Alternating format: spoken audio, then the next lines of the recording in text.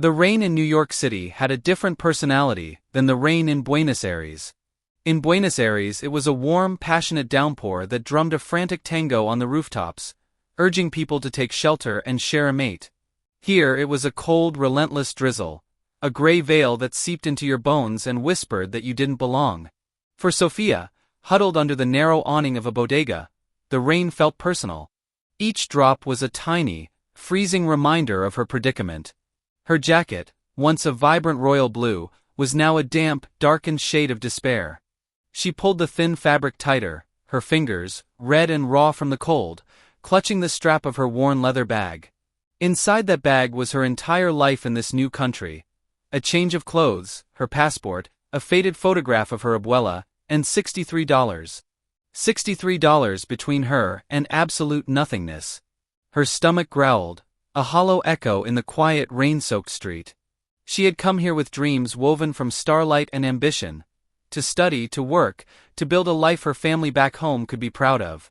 But the promised job at a restaurant had vanished, the phone number disconnected. The friend of a friend she was supposed to stay with had evaporated into the city's immense, uncaring concrete. Now, she was just another invisible story, a statistic of dashed hopes trembling in the rain. She watched the people hurry by, their umbrellas like black mushrooms sprouting from the pavement. No one looked at her. No one saw the quiet dignity warring with the gnawing terror in her dark eyes. She was a ghost already. She thought of the warm, sun-drenched courtyards of her home, the smell of dulce de leche, the sound of her father's laughter. A single, hot tear escaped, tracing a path through the cold rain on her cheek. She quickly wiped it away. No, she told herself. 幸好 no worries. Be strong. But the strength was leaching out of her, replaced by a chilling fear. Where would she sleep tonight? The subway? A doorway? The thought sent a fresh shiver through her. She had been walking for hours, her feet aching in her damp sneakers, searching for a glimpse of hope, a sliver of light in the overwhelming gray. She found none. The city was a fortress, and she was on the outside. The awning offered little protection now as the wind shifted, blowing the icy spray directly onto her. She had to move. Pushing off from the wall, her legs stiff and heavy, she stepped back into the downpour. The water immediately soaked through her sneakers. She had nowhere to go, no plan. Just one foot in front of the other. She was a ship without a rudder, lost in a vast, urban ocean. And as she turned the corner onto a quieter, tree-lined street of elegant brownstones, the storm inside her mirrored the storm raging from the sky. The weight of it all, the loneliness, the fear, pressed down on her. She leaned against a slick, cold iron fence, her head bowed, letting the rain pelt her back. For a moment, she gave in. She let the sobs come, silent and wrenching, her shoulders shaking. It was here, at her absolute lowest, that she heard it. A sound that cut through the drumming rain and her own despair. A faint, desperate cry for help. The sound was thin and reedy, a wisp of human distress almost carried away by the wind. Help! Someone, please! It came from down the block. Sophia's head snapped up, her own misery momentarily forgotten. Her instincts, honed from years of caring for her abuela, kicked in. She wiped her face with a wet sleeve, her eyes scanning the glistening sidewalk. There, halfway down the block, a figure was slumped on the wet pavement, next to the steps of a majestic brownstone. An elderly woman. Her elegant umbrella lay broken and inverted a few feet away, like a wounded bird. Without a second thought, Sophia ran. Her exhaustion, her cold, her despair, all of it vanished in a surge of adrenaline. She slid to her knees on the wet concrete, the water immediately soaking through her jeans. Señora? Señora, are you okay? She asked, her voice laced with a concern that transcended language. The woman's face was pale, etched with pain. Her silver hair was plastered to her forehead, and her hands, delicate and lined with veins, clutched at her hip. Her eyes, a startlingly clear blue, were wide with fear and confusion. I fell, the woman whispered, her voice trembling. My hip. I can't get up. It's so cold. Sophia didn't hesitate. She shrugged off her own pathetic jacket, the one she had been clinging to for warmth, and draped it over the woman's shoulders. "Shoo, it's okay. I'm here. I will help you," Sophia said, her English slow but firm. She spoke in the gentle, rhythmic tone she used with her abuela. "My name is Sophia." "Eleanor," the woman managed, her teeth chattering. "Eleanor Williams." "Okay, Eleanor. We must get you out of the rain." Sophia assessed the situation. Eleanor was too frail, and the pain too acute, to try and lift her alone. The brownstone steps were steep. She needed to get her to shelter, to call for help. Looking up at the grand, dark-windowed house, it seemed imposing, unwelcoming. But the open, inviting glow of a coffee shop across the street offered a solution. "I am going to help you up, very slowly," Sophia said. "We will go across the street. It is warm there. Can you try?" It was a monumental effort. Sophia, using all her strength, hooked her arms under Eleanor's, bracing herself. She grunted with the strain, her muscles protesting. Eleanor cried out in pain, but she really tried, pushing with her good leg. Step by agonizing step, they moved, a slow, painful ballet in the pouring rain. Sophia was her crutch, her anchor, whispering words of encouragement in a mix of English and soft Spanish. "You are doing so well, Eleanor. Just a little more. Asterisco casi llegamos, mi vida. We are almost there." Finally, they pushed through the coffee shop door, a bell jingling overhead. The warmth hit them like a physical wall, the rich aroma of coffee and baked goods a stark contrast to the cold wet outside. Every head in the cozy space turned. A young barista gasped, "Oh my God! Mrs. Williams!" Chaos erupted, but Sophia remained the calm center. She helped lower Eleanor gently into a plush armchair by the fireplace. She fell. On her hip. "We need an ambulance," Sophia stated, her voice clear and authoritative despite her own bedraggled state. She was shivering violently now, her thin t-shirt soaked through, but her focus was entirely on Eleanor. She knelt beside the chair, holding Eleanor's hand, stroking it gently. "The ambulance is coming," she whispered. "You are safe now." Eleanor's panicked eyes found Sophia's. The fear was receding, replaced by a profound, weary gratitude. She squeezed Sophia's hand, her grip surprisingly strong. You stayed," she breathed. "You didn't leave me." Sophia just smiled, a small, tired, but genuine smile. "Of course," she said softly. "Of course I stayed."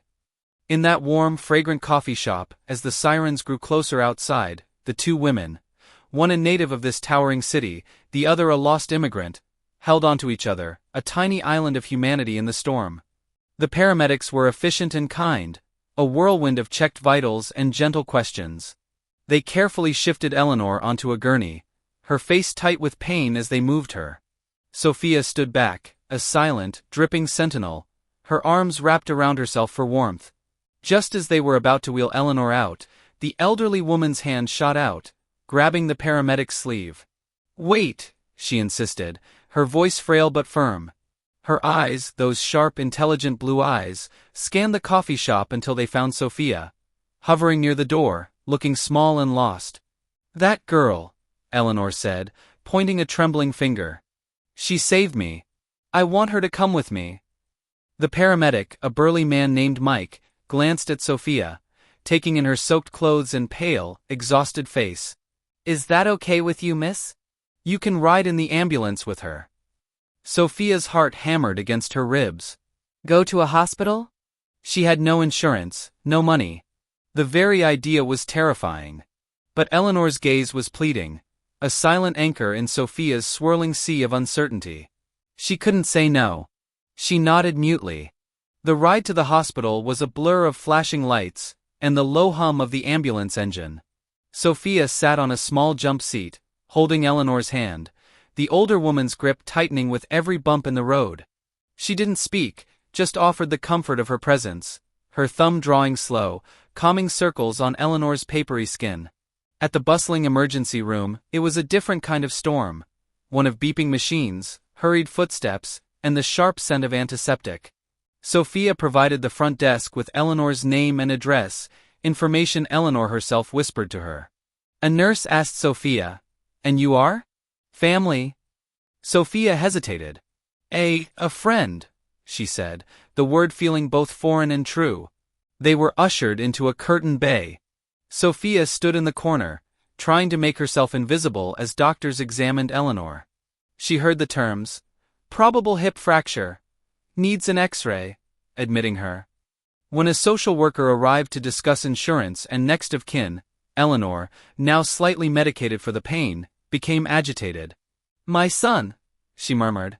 David. In Boston. I need to call David. The social worker nodded. We'll take care of that, Mrs. Williams. Don't you worry. It was then that Eleanor's eyes found Sophia again. Sophia, she whispered. My bag. My purse. The paramedic brought it. She gestured to a chair where a stylish leather handbag sat. Please. Take it. There is money. For a taxi. You should go. You're freezing.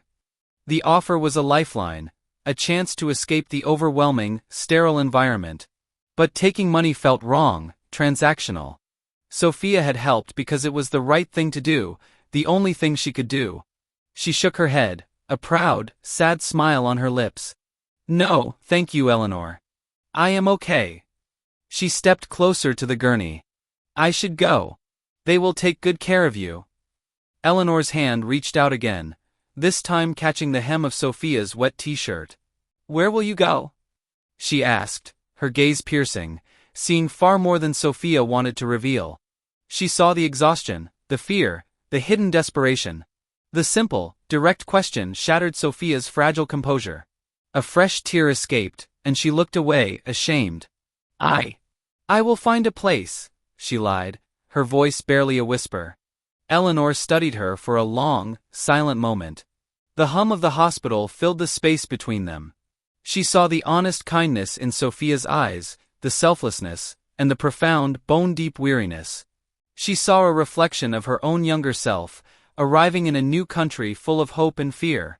Take this, Eleanor insisted, her voice gaining a sliver of its old strength. She fumbled in her purse, not for money, but for a small, elegant key on a simple keyring. She pressed it into Sophia's cold hand. This is the key to my house. The brownstone. 124.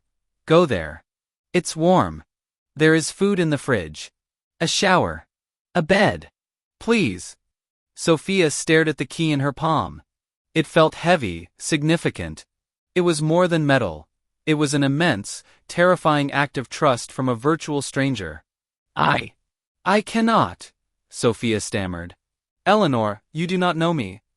I know enough, Eleanor said, her eyes closing as a wave of pain or medication washed over her. I know you have a good heart. Now go. Before I fall asleep. The alarm code is 1965. My birth year. Go. She squeezed Sophia's hand one last time before her grip went slack.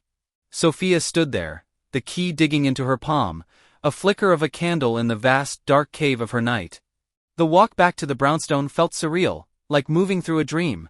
The rain had softened to a mist, haloed around the old-fashioned streetlights. The key felt like a live coal in Sophia's pocket, its presence both a comfort and a source of acute anxiety. Every step towards the grand, dark house made her heart beat faster. What was she doing? This was madness. Accepting a key from a medicated elderly woman in a hospital. This was how horror movies started. She stood on the sidewalk, staring up at the 4-story brownstone. It was stately, imposing, with a beautifully carved door and gleaming brass fixtures. It spoke of generations of wealth and stability, everything she lacked. Her own reflection in a dark window was a ghostly smudge, a pale, drowned creature. Just go in, get warm and leave, she told herself. Asterisk, you can sleep on the floor for a few hours. Then, at first light you go. You leave the key under the mat and you disappear. Asterisk, she took a deep, shuddering breath and climbed the steps. Her hand trembled as she inserted the key into the lock. It turned with a smooth, well-oiled thunk. She pushed the heavy door open and stepped into the silence. It wasn't the cold, empty silence of the streets. This was a warm, lived-in silence, thick with the scent of old books, lemon polish, and faint traces of lavender. She fumbled for a light switch, her wet sneakers squeaking on the polished hardwood floor. A soft, golden glow from a crystal chandelier illuminated the entryway. Her breath caught in her throat. It was beautiful. A sweeping staircase curved upwards. Family portraits in gilded frames lined the walls. To her left was a formal living room, filled with elegant but comfortable-looking furniture and shelves overflowing with books. It was a home, a real proper home, the kind she had only seen in movies. She felt like an intruder, a dirty spot on a pristine canvas. She slipped off her soaked sneakers and left them by the door, padding in her damp socks into the living room. Her eyes fell on a collection of photographs on the mantelpiece. A younger, vibrant Eleanor, smiling arm in arm with a handsome man. Wedding photos. Pictures of a boy growing into a man. David, she presumed. A life, documented in silver frames. It was a life of love and legacy. A sharp pang of loneliness, sharper and more profound than any hunger, stabbed through her. This is what she had come to America for. Not the money, but the chance to build a history, a home. To have a mantelpiece for her own future family's photos. She was shivering uncontrollably now. The warmth of the house was making her aware of just how cold she was. The shower, she thought. Eleanor said a shower. She found a pristine, white-tiled bathroom on the first floor. It felt sacrilegious to enter it in her current state. She locked the door and turned on the shower, steam quickly fogging the mirror. When the hot water hit her skin, it was a baptism. It washed away the grime of the streets, the cold of the rain, and for a few precious minutes, the weight of her fear. The tears came then, mingling with the shower spray.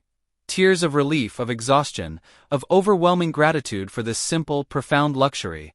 Wrapped in a soft, fluffy towel, she ventured upstairs, finding a guest room with a simple, clean bed. She didn't dare sleep in it. Instead, she took a spare blanket from the closet and made a nest on the floor, like a little animal seeking shelter. Lying there, listening to the quiet, familiar sounds of an old house settling, she felt a sliver of peace. For the first time in weeks, she was safe. She was dry. She was warm. She clutched the blanket tightly, her eyes closing. The last thing she thought before sleep claimed her was a silent promise to the empty house. I will not take anything. I will just rest. And in the morning I will be gone. The morning sun, sharp and clear, streamed through the tall windows, painting golden rectangles on the hardwood floor. Sophia woke with a start, disoriented. For a blissful second, she didn't remember where she was. The softness of the blanket, the smell of clean linen, the profound quiet, it was all wrong. Then, memory rushed back in a tidal wave. The rain, Eleanor's fall, the hospital, the key. She sat up, her body stiff from the floor but feeling more rested than she had in weeks. Panic fluttered in her chest. 星号, daylight. You have to go.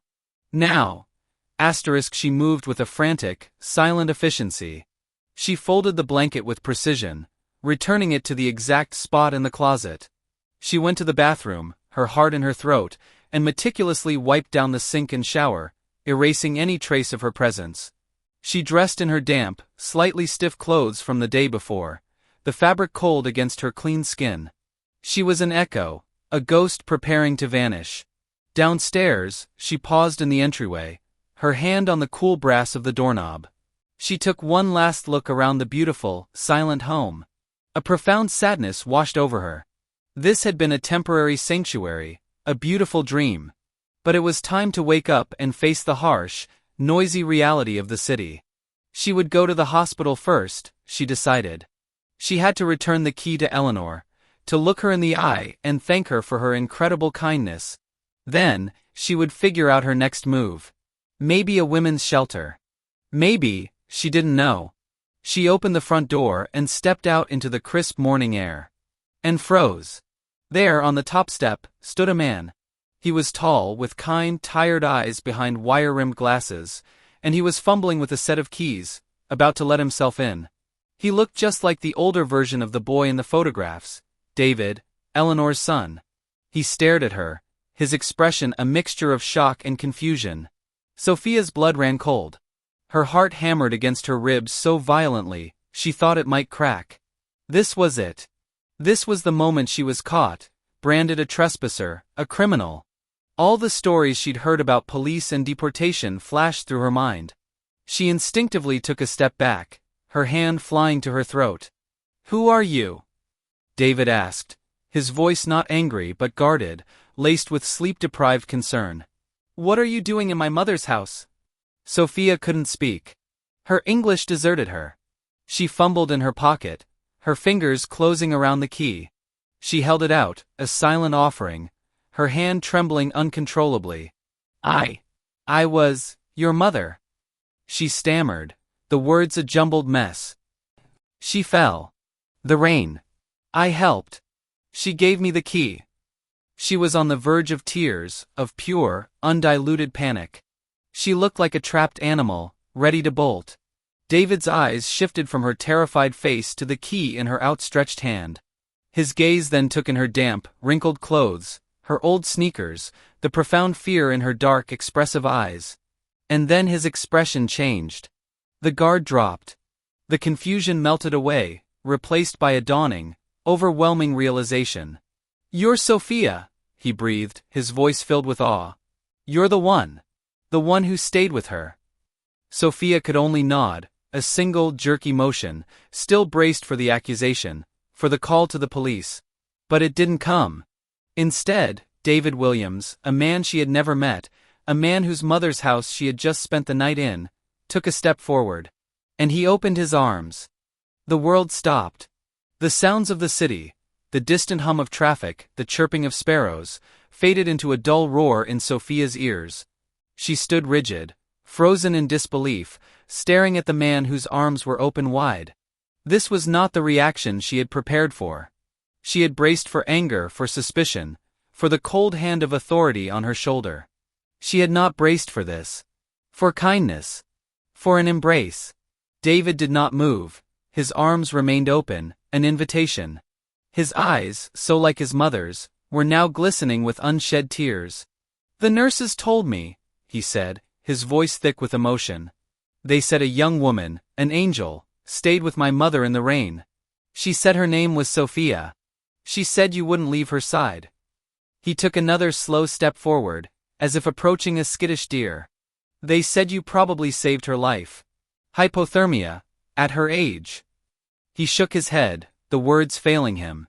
Slowly, tentatively, Sophia uncurled from her defensive posture. The key was still clutched in her fist, a cold, hard lump. She looked from David's face to his open arms and back again.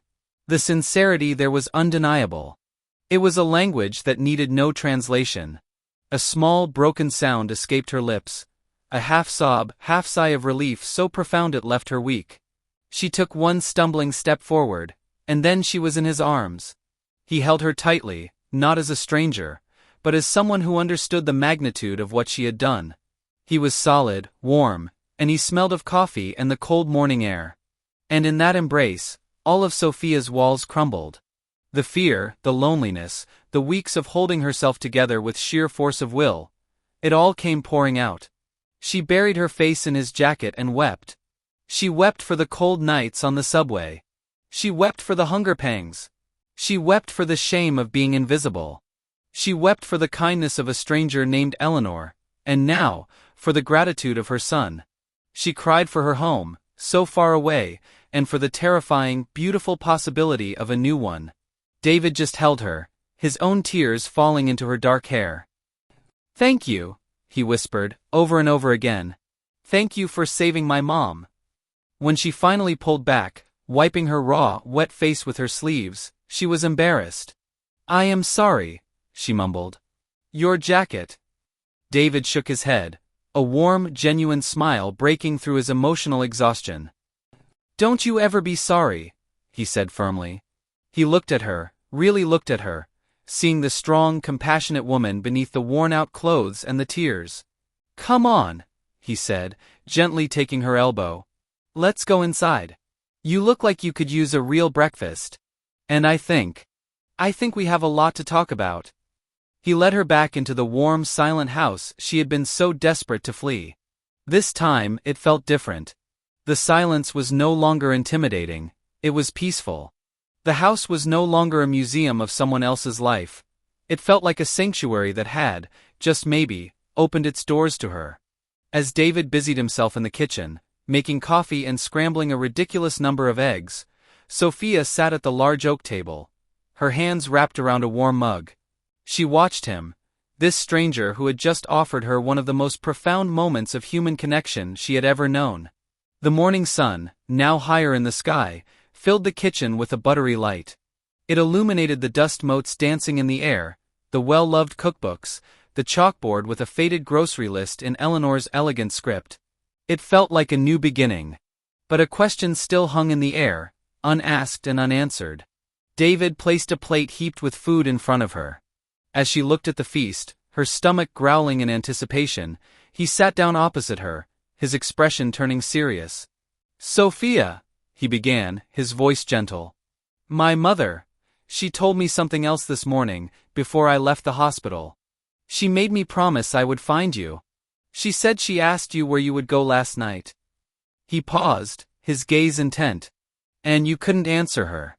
So, I have to ask you now. Where is your home?" The question hung in the warm, food-scented air between them. Sophia stared at the plate of steaming eggs and toast, her appetite suddenly gone.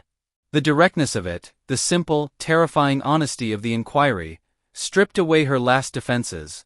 She had been holding her story inside for so long, a heavy, shameful secret. But looking at David, his face not judgmental, but open and deeply concerned, she felt the dam break. She took a shaky breath and began to speak, her voice a soft, halting melody. She told him everything.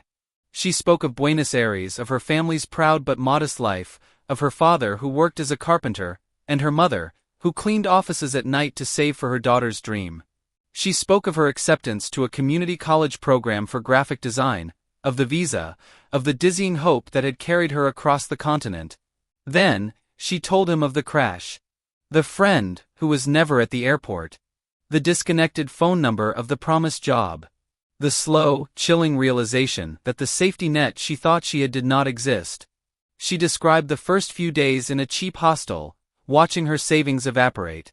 The fruitless search for any work, the closed doors, the polite, dismissive no's.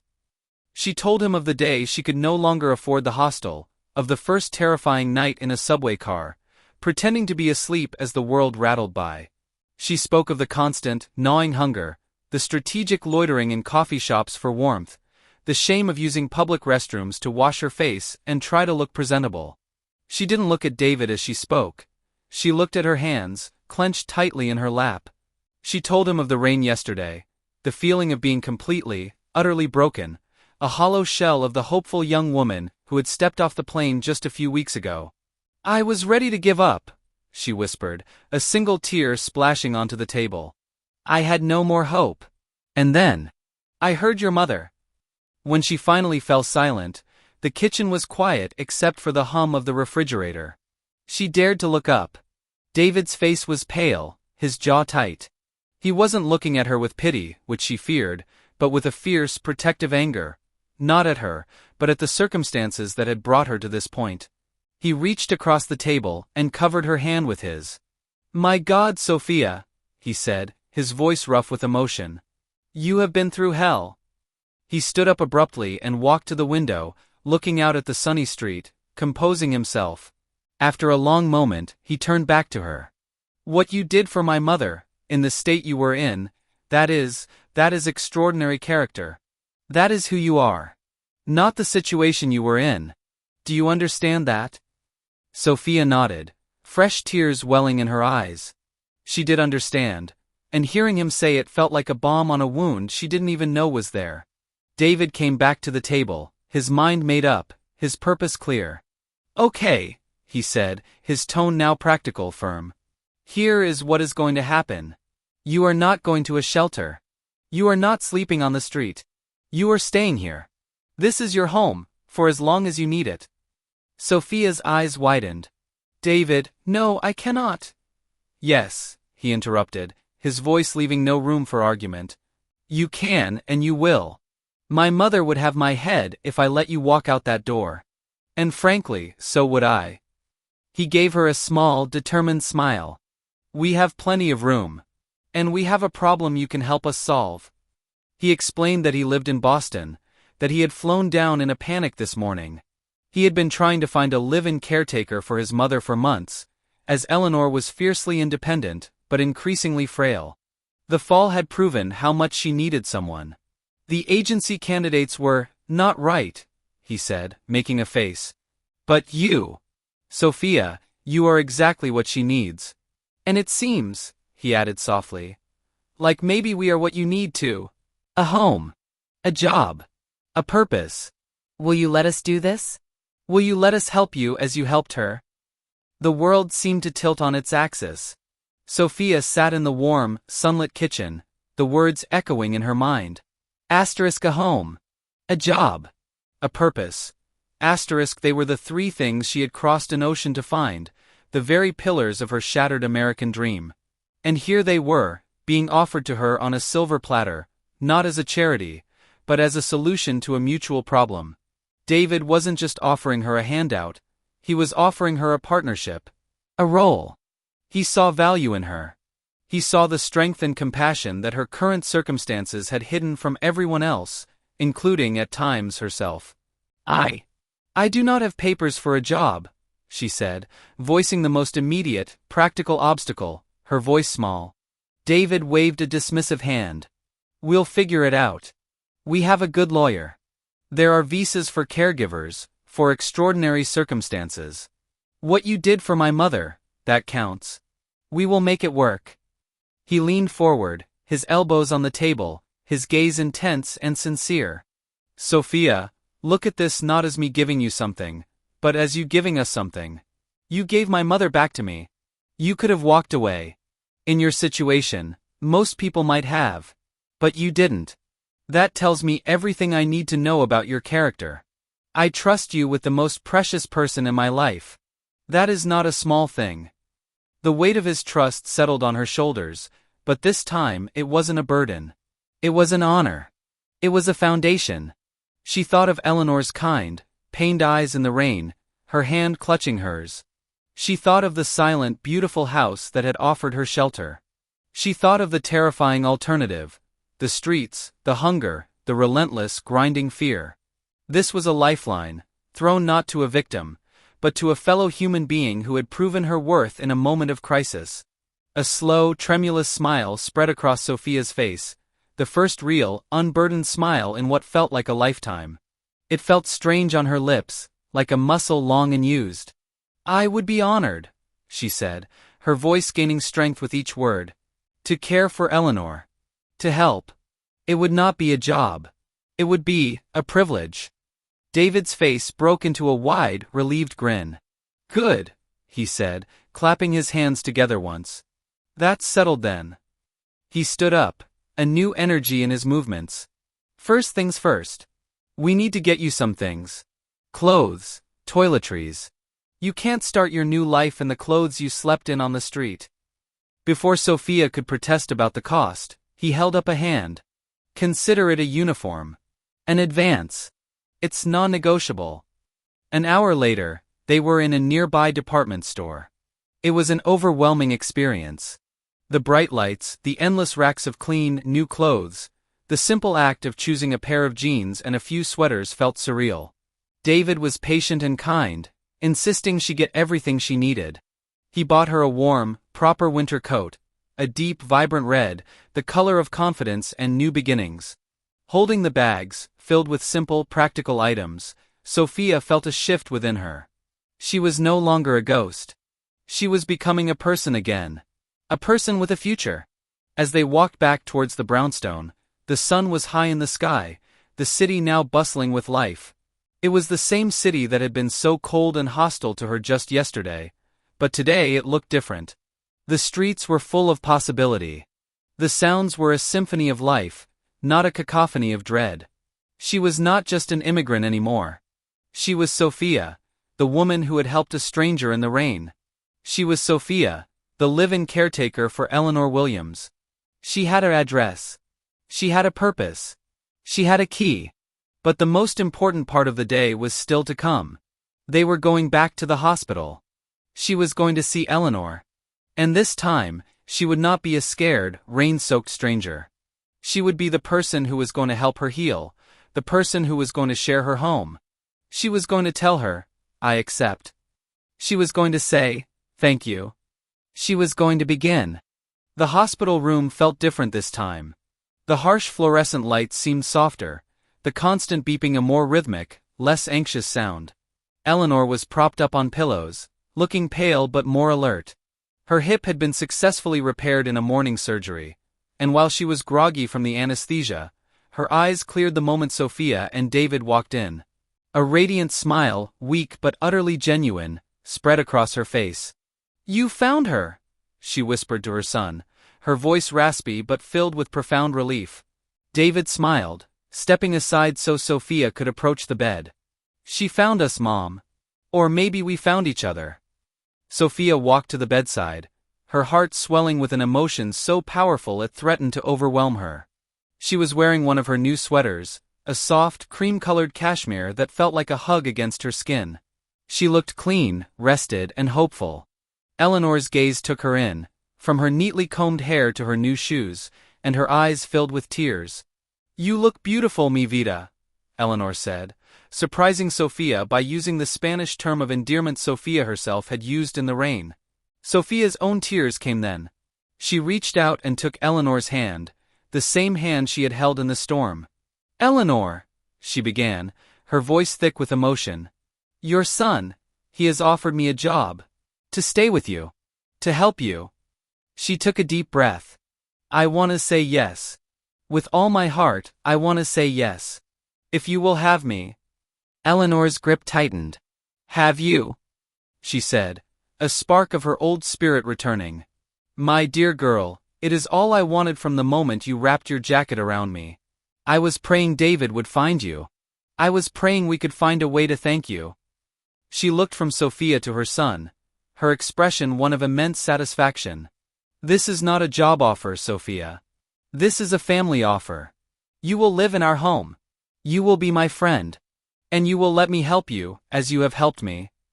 The words settled in Sophia's soul, warm and certain. A family offer. It was more than she had ever dared to dream of. David pulled up a chair for Sophia, and they spent the next hour talking.